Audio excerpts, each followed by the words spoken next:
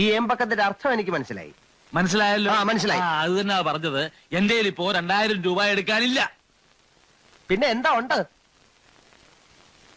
നുള്ളിപ്പെറുക്കി അവർ 500 രൂപ കാണും. എന്റെ പട്ടിക്ക് വേണം.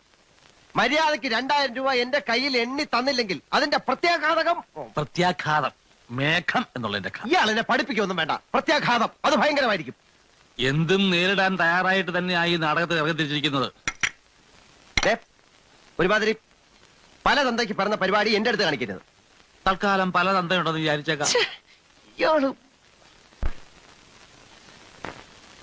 എല്ലാ ദിവസവും സൂര്യാസ്തമനത്തിന് മുമ്പ് 100-ന്റെ 10 ഇന്ത്യൻ കറൻസി നോട്ട് എന്റെ കയ്യിൽ തന്ന് ബോധിപ്പിച്ചുകൊള്ളാം എന്ന് വാക്കാൽ ഉറപ്പ് വന്നിട്ടാ ഞാൻ ഈ നാണം കെട്ട പരിപാടിക്ക് ഇറങ്ങി തിരിച്ച്. വാക്കാലല്ലേ, മുദ്രപത്രത്തിലൊന്നും എഴുതി തന്നിട്ടില്ലല്ലോ. നിങ്ങളൊരു കൊള്ളാവുന്ന കുടുംബത്തിലെ ആളാണെന്ന് വിചാരിച്ചത് എന്റെ തെറ്റ്. എന്ത് പറഞ്ഞാലും എന്റെ ഇപ്പൊ കാശില്ല.